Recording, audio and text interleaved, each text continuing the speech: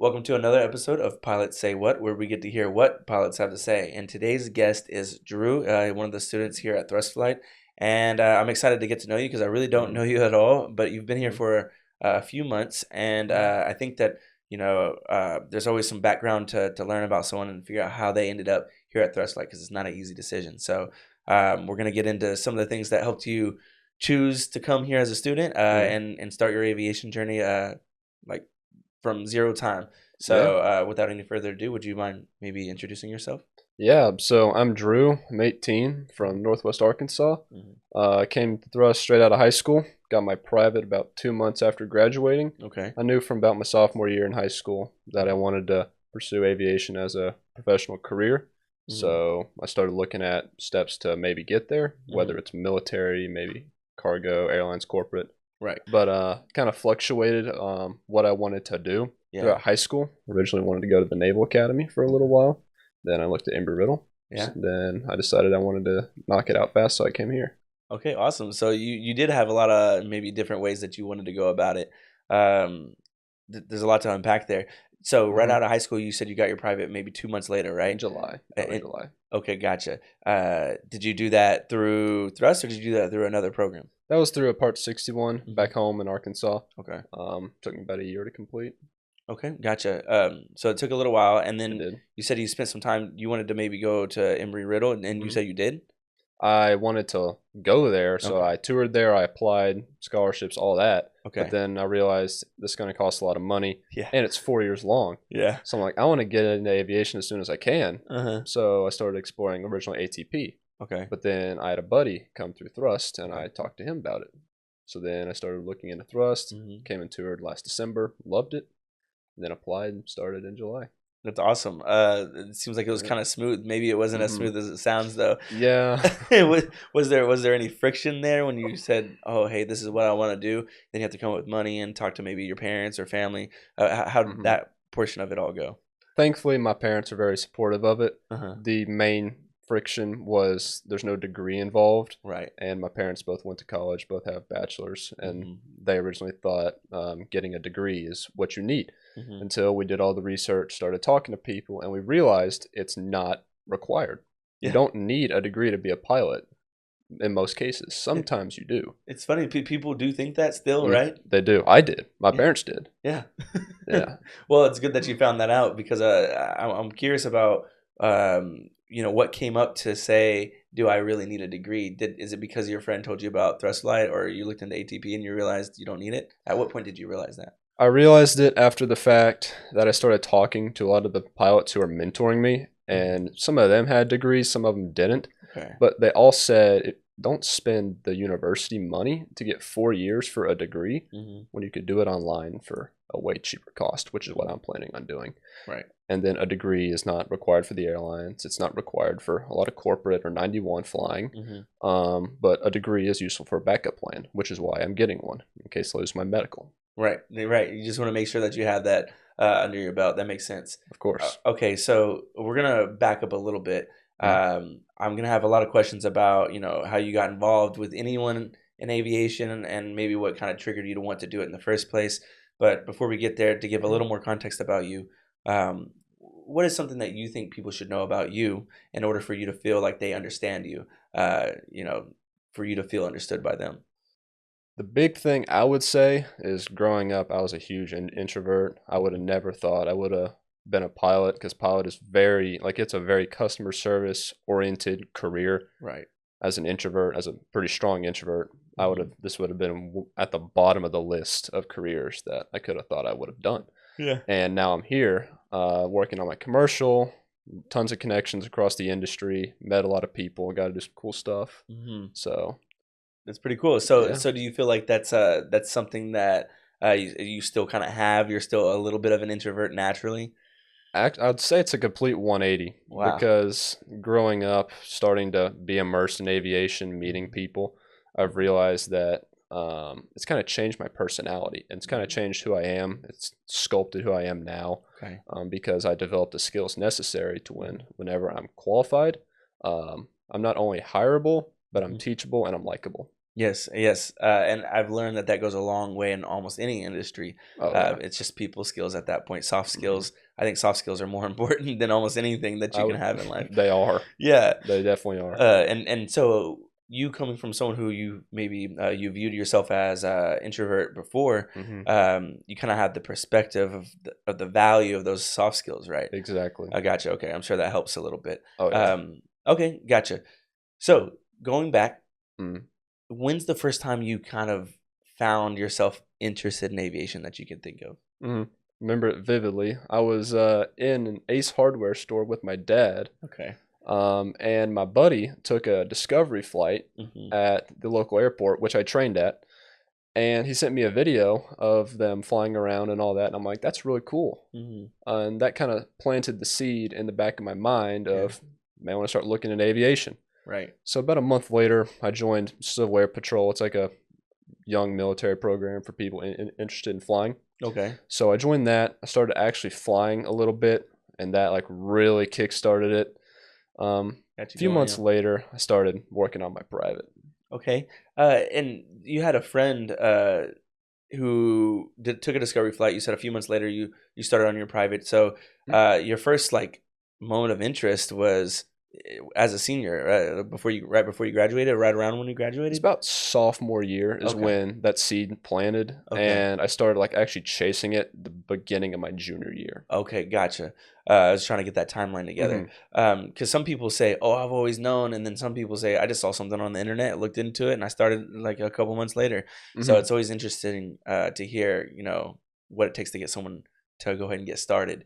Yeah, So you found a Part 16. I'm sorry, you found a Part 61 school to get started at, mm, and then you, after completing that, decided that you want something a little bit faster, right? exactly. Gotcha. You had a friend who went to thrust flight, I and you did. started looking into it. I What did. happened next? Did you take a tour? Did you give us a call? What kind of pushed the envelope for you? So after I met with him, Hmm. had a call with him, kind of talked everything about it, all my parents' questions got answered. Hmm. We decided, okay, this sounds pretty good. Let's go and check it out. Right. So we came and toured here, loved it. Got to meet a few of the instructors. Got to go out to the planes, check Hmm. everything out, Hmm. the ground school, dispatch, all that. Loved it. Right.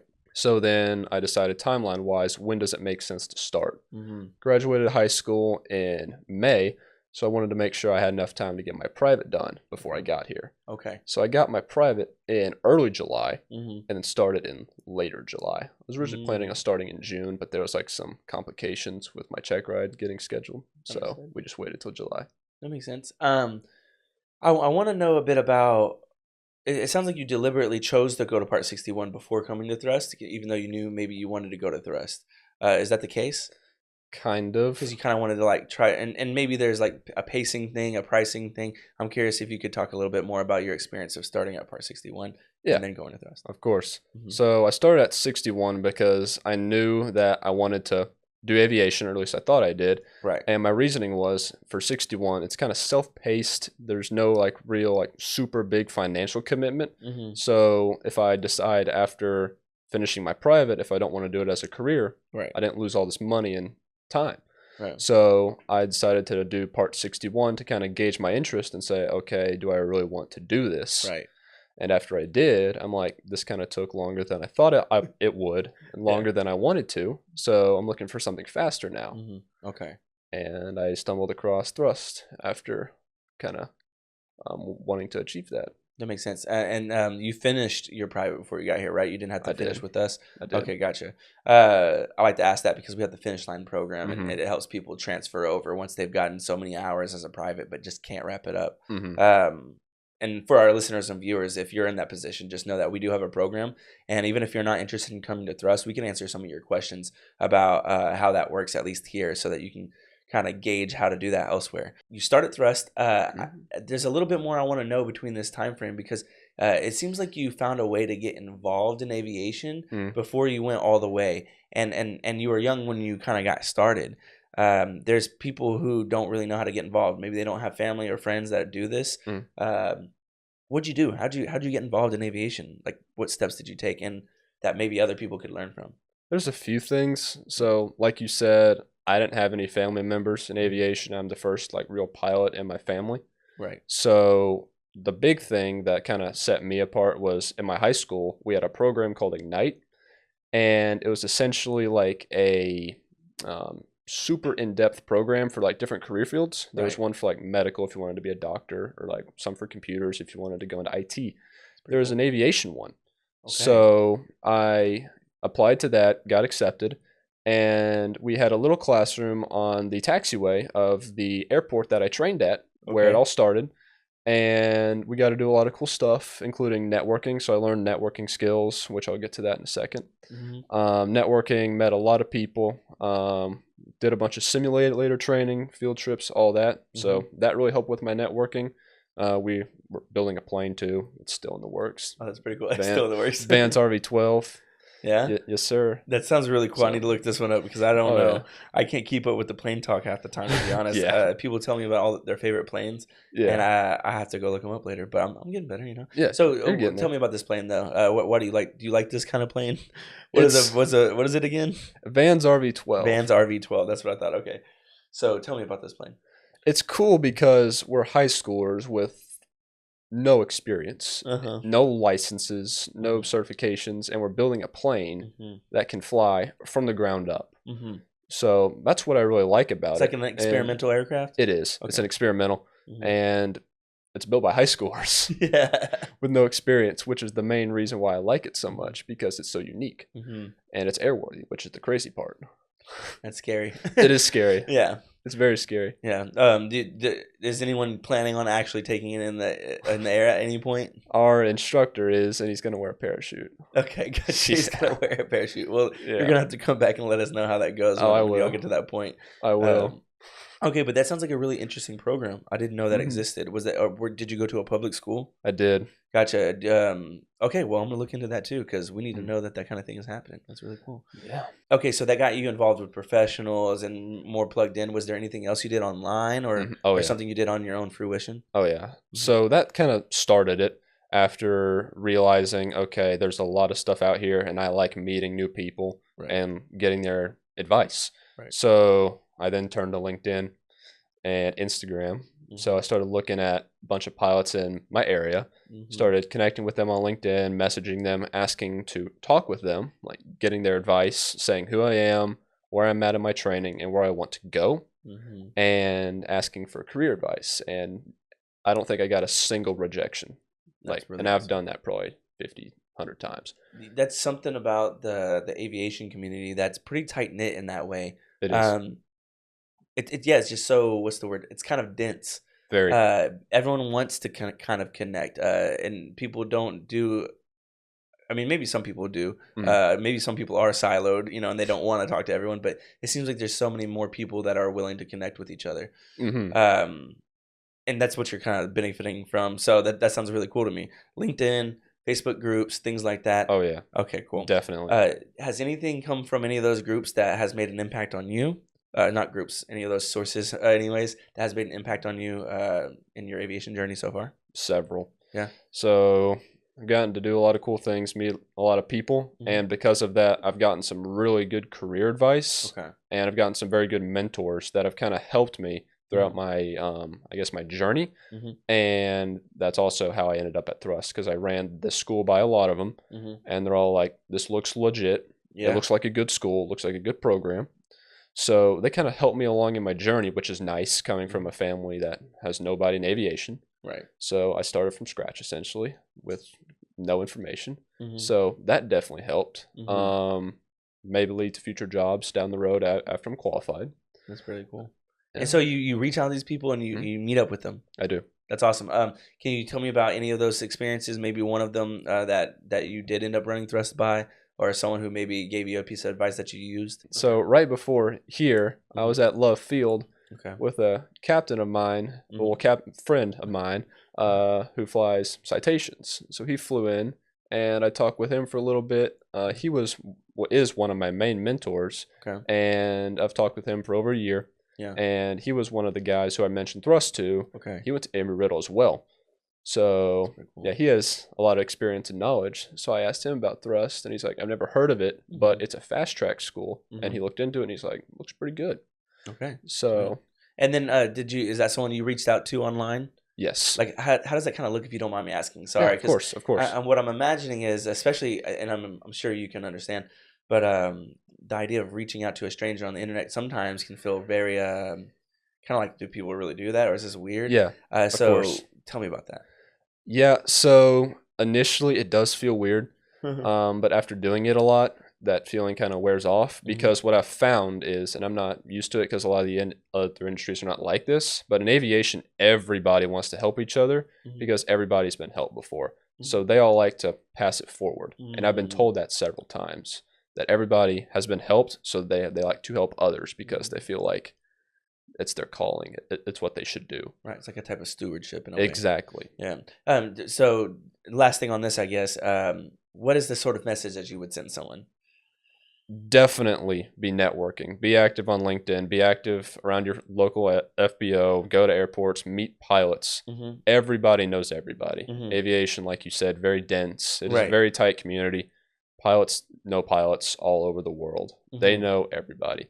So Okay. if you have a bad experience with one of them, that'll spread like a wildfire. Right. So just make sure that you maintain connections and you maintain them well. The thing that I really wanted to try to get to a little bit about is when you are like maybe DMing someone, Mhm. are you saying, "Hi, my name is, and I'm interested, and can I talk to you?" Is that kind of it? Similar. I'd Yeah. be like, "Good afternoon, Hmm. sir, ma'am. My name is Drew. Hmm. I'm an 18-year-old. Just got my private pilot's license. Looking Hmm. at going into aviation as a professional career. Hmm. Would love a few minutes of your time if you'd be willing to give me some career advice." That's freaking awesome. Okay, cool. Yeah. And that's the message. That's what I wanted people to hear. That's like Uh, copy and paste what I said, pretty much. okay, that's awesome. So if you're Yeah. listening, you're like, "How do I find out what's going on?" Try that out. That's what he did. There's It nothing you can say works. about it It yet. works. Okay, cool. Okay, so now you're at Thrust Flight. Right. You started here and you already had your private. Mhm. Sounds like you're working on your instrument. Can you tell me a little bit about where you are in your aviation journey at the moment? So I passed my instrument EOC about 2 weeks ago. Okay. So now I'm on commercial stage one. I have a stage check tomorrow. Okay. So I moved through instrument relatively quickly, Hmm. a little over a month, Okay. which is way faster than I expected. Yeah, we haven't Um, accelerated. I think because of our Part 141 status, mhm. we've and our success rate allows us to like complete y'all's ratings in less hours. I don't know the It does. numbers, but yeah. It does. And I knew it was a fast track school. I didn't know it was that fast. So that was definitely nice. Uh-huh. The speed is definitely there, provided you work for it. Hmm. So I'm loving it so far. Yeah, that's awesome. Okay, so uh, lots of different questions here, but Yeah. getting started at Thrust, what's the thing that kind of stood out to you the most that you kind of didn't expect? That maybe it's something about the way the program works or the planes or whatever it was in your experience. The main thing is the community, how Hmm. tight everyone is. Like Hmm. in my July class, we're Hmm. all super tight. We all studied together several times a week. Okay. Since I was on instrument when they were all on private, I'm kind of like their mentor in a way. Yeah. So I like help them. I answer their questions. I do like mock grounds with them. Hmm. So I help them and they help each other. Yeah, and I'm sure So, that helps you a lot. oh, it does, especially now for commercial because I Yeah, got to know it. exactly. So the community is the biggest thing that surprised me. The camaraderie is huge here. Mm. And as somebody who's big on networking and meeting people, I absolutely love that. And I Mm. can promise that the majority of schools, specifically colleges, do not have that. So, would you imagine? Yeah. Well, would you imagine? Did you imagine coming here and it just kind of not being that way? You kind of thought maybe you were just gonna be a student and go through it all mostly on your own. Yes, that's exactly what I thought. Wow. Yeah. Okay. So yeah, that has to be a big surprise then. Oh, yeah. So what is it like? Is that a benefit to you? Do you feel like that's helping you move forward? I mean, I know you told me how y'all connect, Mm. but how is it different than you imagined it to be? Because, like, that sense of camaraderie, Hmm. it helps you, or at least for me, it helps Hmm. me remember more information. It's Okay. more fun to study. Studying alone in your apartment, house, wherever, not, Uh-huh. I mean, studying really in general is usually not fun. Yeah. But when you're with people who are fun, who are your friends, you make it fun. Hmm. So learning then becomes fun, time Right. flies, and you learn the information better. That's great. So, and on top of that, you meet cool people and you get cool friends, and that Yeah. may can turn into opportunities down the road. Yeah. And and I've also always said that you kind of need a group of people doing the same thing with to have like-minded individuals come together, and kind of like incubate all the information that you're sharing between each other. Yeah, So it sounds like that's all you guys are doing. I wasn't good exactly. at studying, so I always needed friends, but honestly, I still wasn't good at studying. Fair enough. Okay, so you have a stage check. You said tomorrow. I do. For anyone who's listening, a stage check is kind of like a quiz at Thrustlight before you get to your, your final boss of a EOC, and an EOC is just an end of course exam, which Thrust is allowed to do, rather than having to go through our DPEs. That just means that, again, our success rate and our Part 141 status allows the FAA to give us the authority to pass people on their check rides without needing a DPE. Wow, I put that into one sentence. That was crazy. Well done. But were you aware about the examining authority before you came to Thrustlight? Not really. Mm-hmm. I didn't know much about it. Mm-hmm. The DPE who did my prop pilot check ride, who's also one of my mentors, Right. I ran a thrust by him, and that was the first thing he saw, and he's like, "That's very good." Oh, really? Okay. So Because you had to wait for a while to get your to at least finish your private. What hmm, what kind of was some of the holdup there? Did it have anything to do with that? kind of Mm-hmm. throughout. Well, there was lack of instructors. There was an overflow of students, so there was a lot of students. The weather was usually not good. So super strong winds, a lot of crosswind. Mm-hmm. Usually low clouds too. Mm-hmm. So flying days were rare since Mm-hmm. there were so few planes with a lot of students. It also made plane availability kind of scarce, so it Mm. made flying in general really hard. Wow. And for private, where you need to be proficient on maneuvers and you're essentially starting from the ground up to being a private pilot and you can fly people now, Mm-hmm. you got to fly a lot, 3 times, 4 times a week minimum Yeah. to keep your proficiency. And I couldn't for a while, Yeah. which is why it took so long. Yeah. No, I would imagine that'd be difficult. I'm the kind of person who needs to be immersed, Hmm. and I need to pick up some momentum, or else it's kind of hard not to. It's hard for me to pick up that momentum without being immersed like that. Exactly. I could imagine. Hmm. Okay, so what I want to ask about is in your instrument rating. I don't know if you've done instrument flying yet, since you're going to stage 1 tomorrow. I don't really know what's all entailed in the first part of the rating. But what I want to ask is, what's been difficult for you in instrument so far? The biggest thing for instrument for me was probably the ground Mm-hmm. because there's so many like exceptions, there's so many rules, regulations that you need to know. A lot of it's scenario based. Mm, So there's not like instrument approach plates, for example. right. They're all different. Okay. So you got to kind of learn to adapt and you Mm-hmm. got to learn kind of how to read them. Mm-hmm. And that's probably where I struggled the most Mm-hmm. is learning all about those, learning just general ground knowledge because Mm-hmm. it's pretty in depth and a little confusing in some parts. Yeah, and it seems like it gets strangely a bit more technical It once you does. get to instrument. And is that more kind of like a book knowledge kind of technical? Usually, Yeah. the other thing I kind of struggle with in the early stages was the avionics because I Okay. did not come from G1000. I had a Mm-hmm. little bit of experience because we had one G1000, Mm-hmm. 172, Mm-hmm. but I mainly trained in dual G5s. Okay. So, working with the G1000 and programming it, that was probably my biggest holdup actually because I Yeah. wasn't used to it. So, And what was that transition like? Because there's a lot of students that do come here in mm, in a very similar position. A lot of students had only flown with like even a six pack, mm, and they'll come here and they're like nervous about the G1000. mm-hmm. So can you tell me a little bit about that transition and what you did? I was originally a little nervous too Mm-hmm. because even though I didn't do fully 6 pack, I Mm-hmm. didn't do fully glass either. Right. So I wasn't really sure what to expect Mm-hmm. because I had little experience with it.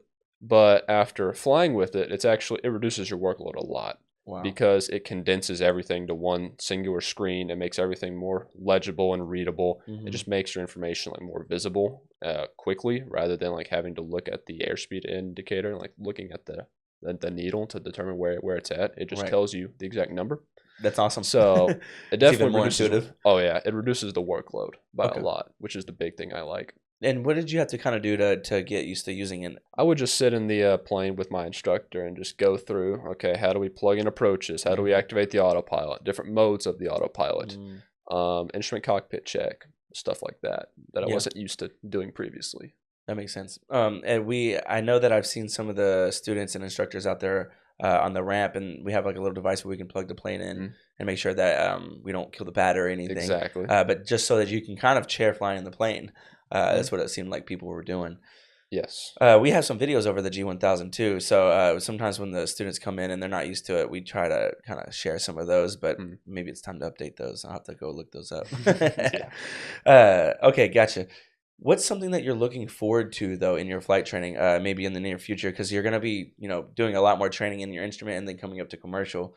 Is there anything in those ratings that you've heard about and maybe you're excited about or nervous about? I'm mainly excited for CFI because I Mhm. know I'll be there soon because Okay. I'm planning on flying through my commercial in hopefully about a month. Okay. So I'm excited for CFI because I'll be able to teach, Hmm. and I like teaching. I've learned that, and again, that came from what I was talking about earlier. I was an introvert. Would have Right. never thought I could be a teacher, Yeah. but after starting here, I'm like, I could actually be a good teacher Hmm. because I've been kind of mentoring and instructing Hmm. these guys who started on private with me. So Yeah. I'm mainly excited for CFI and then multi-engine too, obviously, because that's what I'm trying to fly for the rest of my career. Exactly, and I'm imagining how it feels to fly the multi-engine. They say that it's not that much different in the Seminoles. We have the Piper Archers and the Seminoles, Right. um, but I'm imagining you can feel the power. It's Oh got to yeah. be nice. Oh yeah. Yeah, sound like you've gone through a bit of a mental like shift Definitely. since starting flying and maybe even starting thrust flight. Mhm. Working with study groups and then maybe looking forward to the CFI portion of it all. Definitely. What is some of the mindset that you feel like you've adopted since starting flying that's kind of that you feel like is just valuable in general? The big thing is work ethic. Mm-hmm. In high school, I mean, I was practically a straight A student for the most part, but I didn't study much. Yeah. In aviation, you can't do that. You have to study or you will fail. Mm-hmm. So, coming to thrust, I realized quickly, okay, I need to study or Mm-hmm. else I'm going to lag behind and I'm going to be here forever. Yeah. So, I developed a work ethic very quickly, developed a sense of professionalism, how I dress, how I present myself and the way Mhm. I talk, which is again crucial for networking. Yeah. So that's good. But work ethic is probably the huge part Okay. because you'll need that for the rest of your career. And do you feel like you and just for context anyways, did you ever feel like you struggled with procrastination or anything like that? Yes, Yes. definitely. When I was younger, I Mhm. was a very big procrastinator. Okay, Very, gotcha. very big. Yeah. And did you have any fear going into something like aviation, where it's a high pressure kind of Very. thing, and It it's is. also a lot of pressure once you accept the task of learning to fly and the money that goes into it and the Mhm. time and the dream of it in general. Yeah. Were you ever afraid that maybe you just wouldn't handle it? Yes. Yeah. And That so did you kind of surprise yourself, or you just kind of figured you really like it? I mainly surprised myself Mhm. because at the start of private at 61, I'm like, okay, this is pretty hard. Yeah. Um, Kind of didn't know like how it would progress throughout the rest of my training. Hmm. Got through private, and then I'm like, okay, next step. Yeah. Then I started learning about instrument before I got here, and I'm like, this looks really hard. Right. So I'm like, I'm either gonna need to learn this stuff, buckle down and study, and Hmm. have self discipline to do it, Right. or figure out something else. And so I guess the one reason I asked that is, do you feel like there's any, do you think that like your work ethic kind of also relies a little bit on like having the confidence to do it? Do you know what I mean? Yeah, Because it definitely for does. me, I'm like sometimes I think I'm gonna work hard. Sorry, Hmm. let me slow down. um, Workaholic. yeah, I Yeah. think I'm a little bit of a workaholic. I'm ambitious. I do like to work hard. I think I have good work ethic, but I think in moments of where I might lack confidence, I Hmm. could see that work ethic kind of take a hit, and I just didn't know if you could maybe relate those two for yourself at all. I would agree. Yeah. It usually just depends. Hmm. But like, are you talking about confidence in yourself or like Yeah, maybe so in yourself. Did you feel like your confidence, as your confidence grew, maybe your work ethic improved? definitely? Hmm. Because I had pretty low confidence coming into thrust because I've never done anything like this. I'm straight out of high school, Yeah. never been away from my parents for more than like a day or two. Yeah. Now I've been here for 2 months and I'm doing fine. Uh-huh. So I definitely had low confidence coming in, Hmm. but after I started developing that confidence and it was Hmm. exponential growth in my work ethic. And now I'm able to study 5, 6, 7 hours a day without even thinking about it. That's really awesome. That's it's something to think about for people who are going to be like, leaving home Mm. and starting something new. There's kind of a lot to learn outside of aviation. There is You're out in the world, you know. Does that mean you joined our housing as well? So maybe you have roommates that are going to the three school? Three? roommates. That's awesome. I don't think a lot of people know that we do housing. Yeah, it's awesome. Yeah, okay. I Has love that it. been helpful for you? Very. Yeah. Because I have a roommate in CFI, and I have another roommate who's like right behind me and finishing up instrument, about to be on commercial with me. Okay. So studying with him on everything was super beneficial because we were working on the same thing.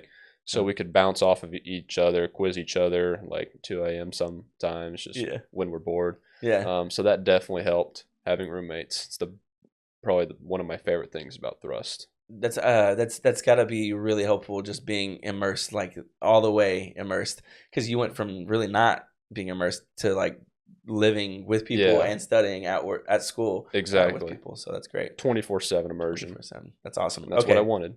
So after you get through the program, you're gonna have to build hours at some point. Yeah. If your goal is to get to the airlines, like you were mentioning, or I guess we'll talk a little bit more about your goals and plans in a bit. Yeah. But you'll have to build hours at some point. Right. Do you plan on being a CFI, maybe at Thrust or wherever you could find a job, or is there any other option you're considering? There's a few. So obviously, Thrust is a potential option. Most likely gonna go back to Arkansas. I've got a lot of connections. Hopefully, gonna hop right seat into something, or I may flight instruct there. Yeah.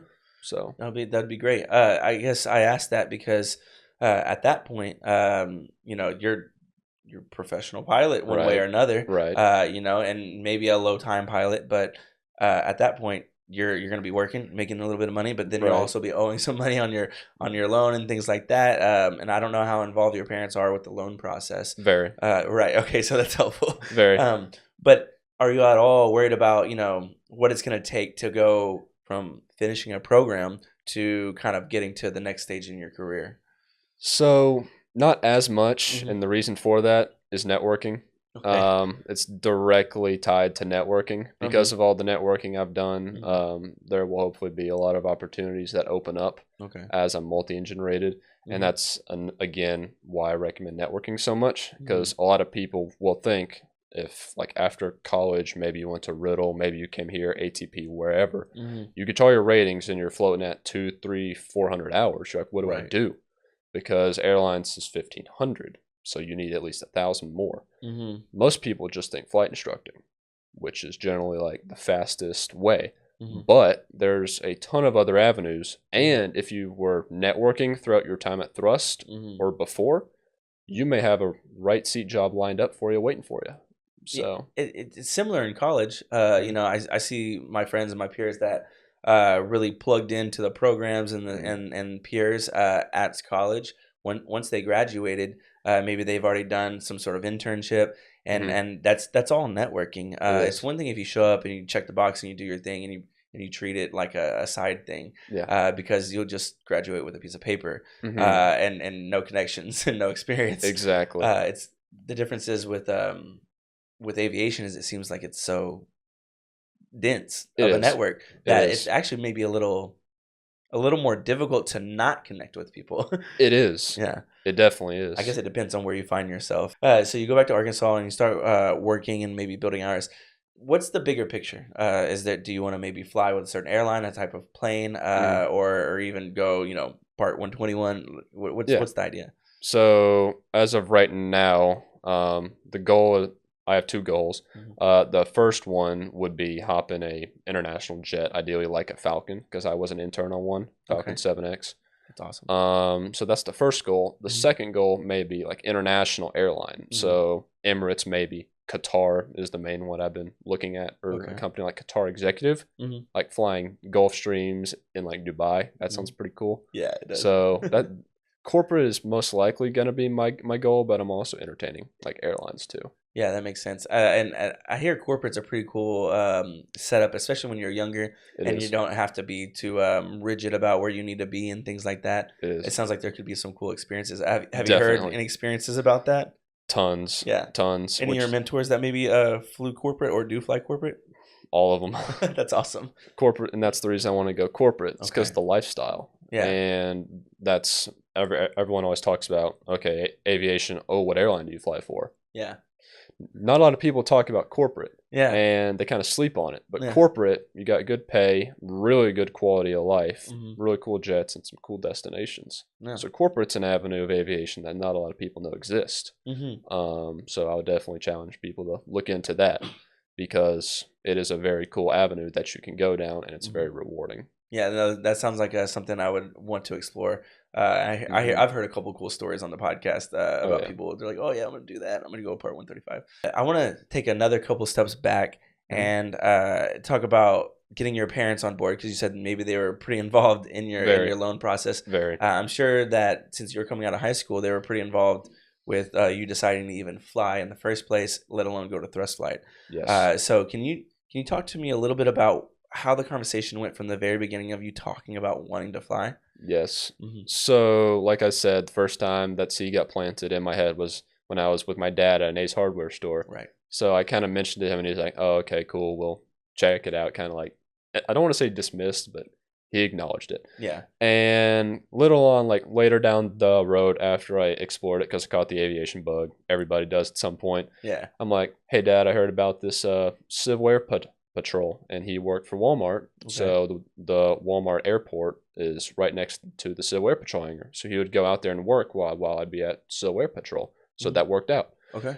And I got immersed in that. He saw my interest, so did my mom, and they're like, okay, we can see you're interested. We can see that you want it. Hmm. And I started my private. Yeah. And after they saw I completed my private, well, actually, before I completed my private, they started talking to me like, okay, do you want to go college? Do you want to go something else? Do you want to go military? Because Right. originally I wanted to do military. I did ROTC for 3 years. Hmm.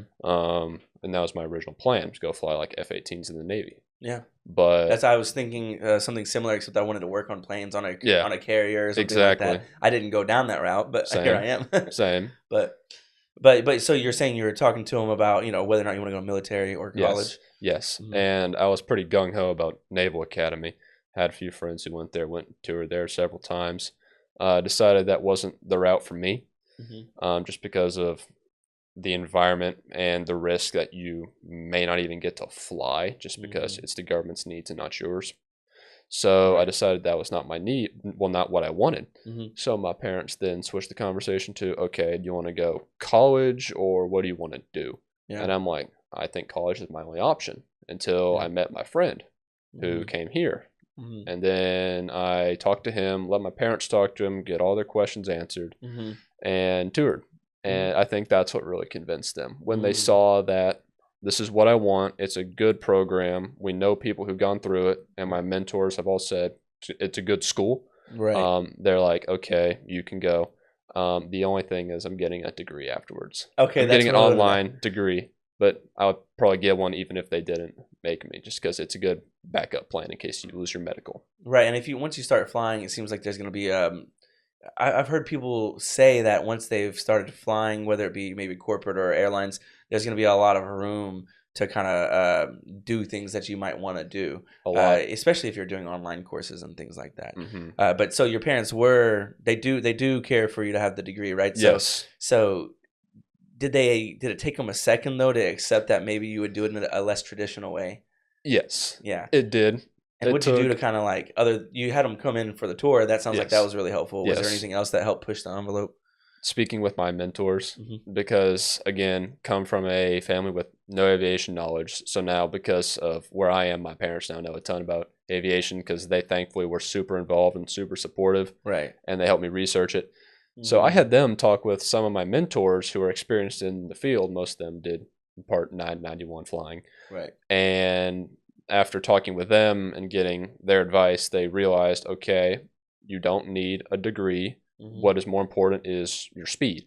So getting through it quickly, starting to build hours quickly so you can go Right. to the airlines or corporate or wherever. Hmm. So they realized, okay, the degree is not the priority. However, we would still like you to have it. Right. So in exchange for you getting all your ratings quickly, you get a degree. And I'm like, deal. All right, that'll be good. That means in like a handful of years, you're gonna be stacked. Pretty You're gonna much. yeah, gonna have everything you need. So, Yes, sir. okay. I guess what I really want to know now though is what does it really kind of take for you to I'm wondering because it's a lot of work. It is. It's a lot of work. So what would you say it takes in order to succeed in your flight training, at least up to where you are now? I mean, you've been in for a handful of months here at Thrust, but Mm.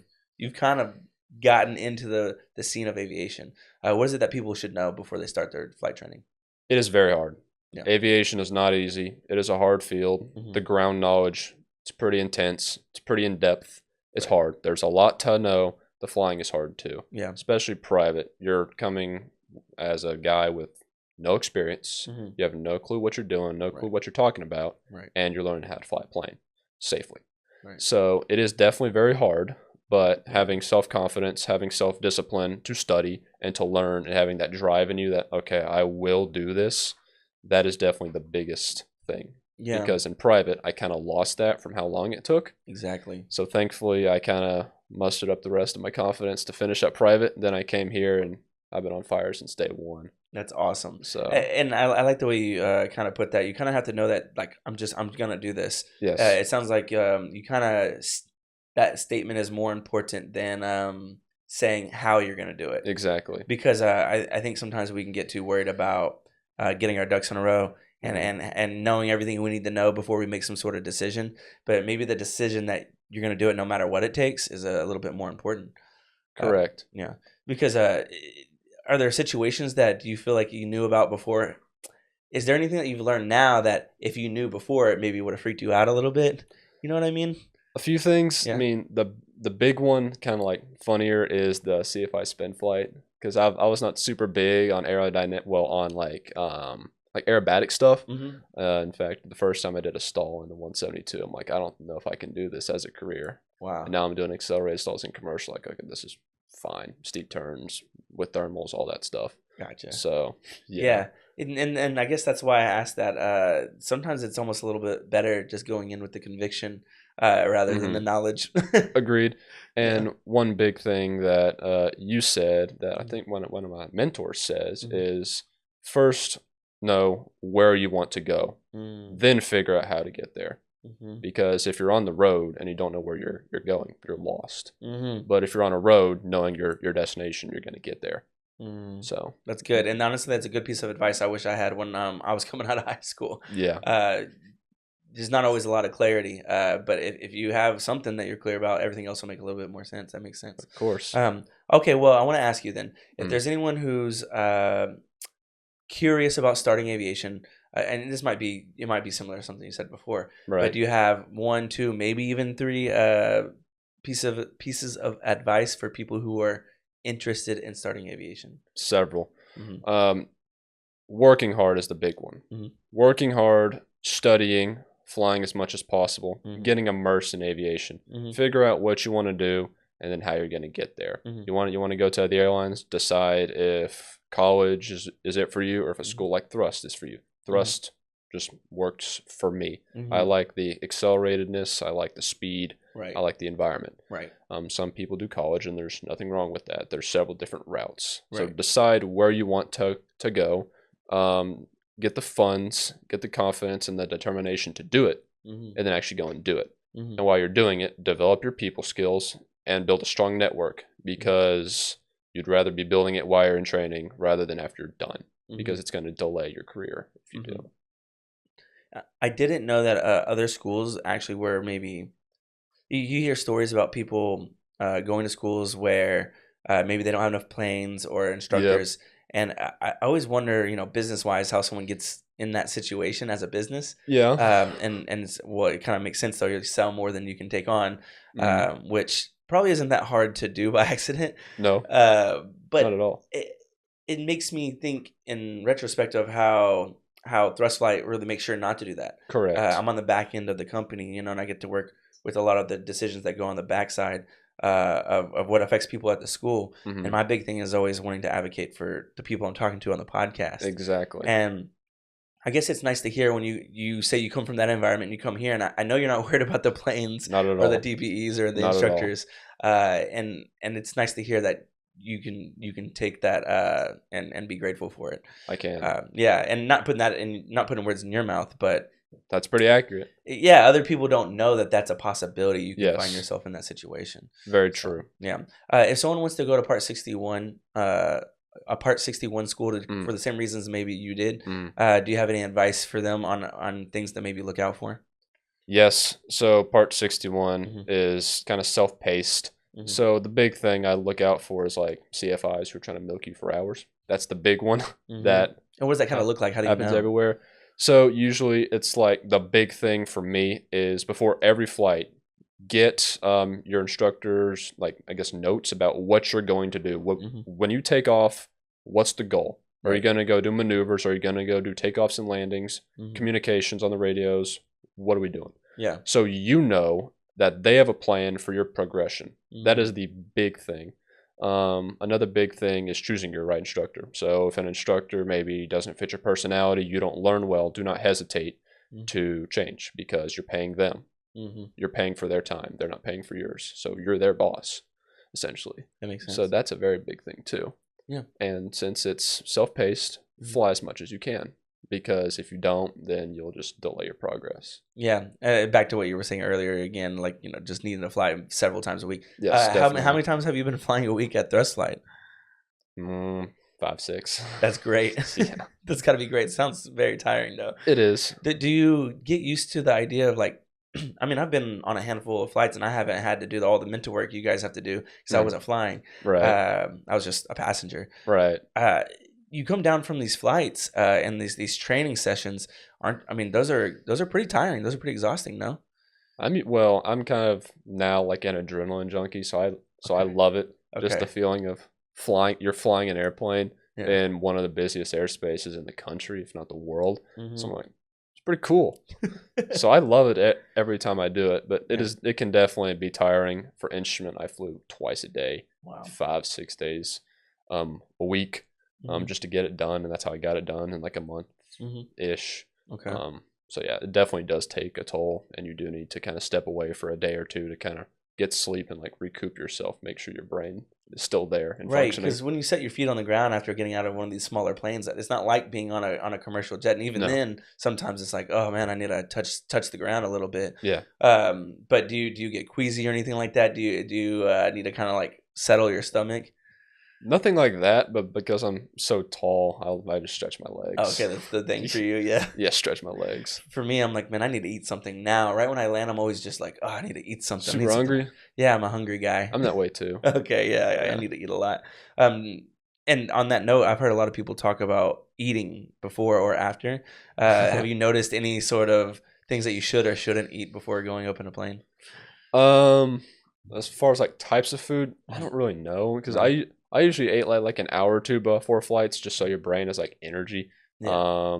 After flights, I mean, really anything. Right. But before flights, it usually just depends what you're doing. Like if you get motion sick, I probably wouldn't eat much, if anything, Hmm. especially if you're doing maneuvers. Or Right. if it's like super turbulent, like it is here because of the thermals, Right. I'd be a little kind of skeptical about eating anything really. I'd probably just wait until after the flight. Yeah.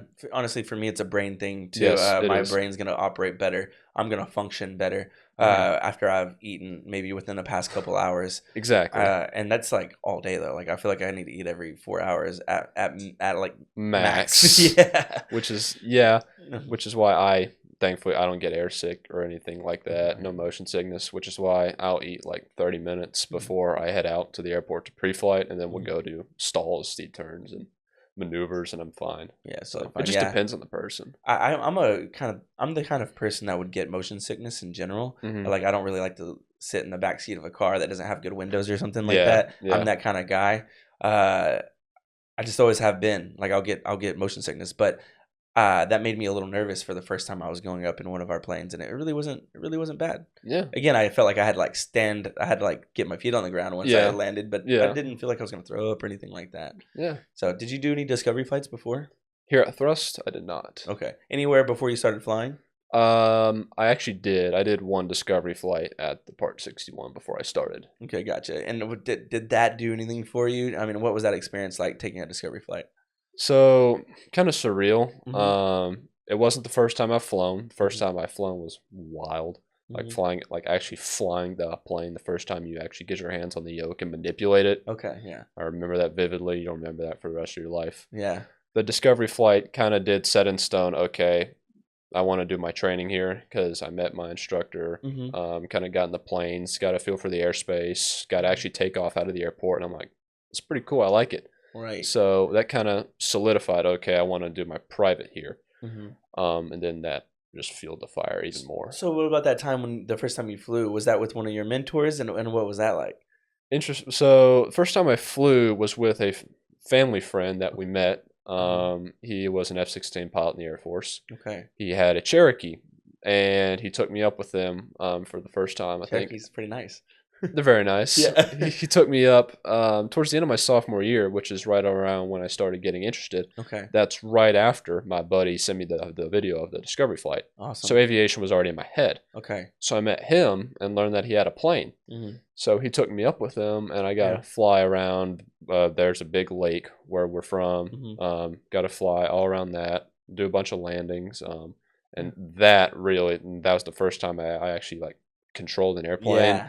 and I'm like, I'm doing this. This is Yeah. exactly what I want to do. From my perspective, I got to go up and the Pipers and the 172s, Yep. um, and but I never got to fly. Right, I didn't get to Right. take any sort of control, and that was cool. I thought it was pretty cool. But one day, we had to film a lot of videos, and I was flying with someone from our Denison location. Mm. We had to go to a couple different local airports and fuel up and things like that. And during that couple of flight sessions, he's like, "Here, you put your hands on the yoke and put your feet on the rudders and Mm. kind of let me fly for a moment. Not for very long, but I Right. got to feel the control of the aircraft, Hmm. and that was much different than just being a passenger. And Exactly. and I think I underestimated the difference. I thought just going up there would be like the experience, but it's something about feeling the impact you can have on the direction that you're moving through the air It's crazy. that really is like, wow, that's cool. It is. Yeah, and it's almost like you want to compare it to the first time you drive a car, but it's nothing like that. It's It's nothing like that. It's no, the feeling you get when you get to kind of control the car is cool, very but it just can't compare to the flying no way. portion. Yeah, I mean you're flying. Especially like the takeoff and Yes. the moment when it sets in the most is your solo, Yeah. because you're like, I'm actually flying this plane, like Mhm. I'm doing it myself. Yeah, yeah. That's the moment when it really sets in. Yeah, and and I guess, and this is gonna be a kind of a silly comparison, but I remember playing Grand Theft Auto a lot when I was a kid, Yep. and I remember hopping in one of the planes or something on there, and I'm sure maybe this is why people like the simulators a lot, like Microsoft Flight Simulator, Of course. um, and this is not that, but the difference of just pushing left and right and going forward and backwards in a car versus on in the plane, even on a video game, just the way that you can literally go anywhere is just completely different. It's so freeing Yeah. and it's So different. exactly. So Hmm. well, hey, Drew, thank you for joining us today. Hmm. I don't know if there's anything else that maybe is super impactful to you so far on your flight journey that you'd like to share. Maybe especially for someone in the audience. Maybe they're listening or maybe they're watching. Is Hmm. there anything you can think of that I don't know is something you'd like to share for anyone who's going to be starting or has started already?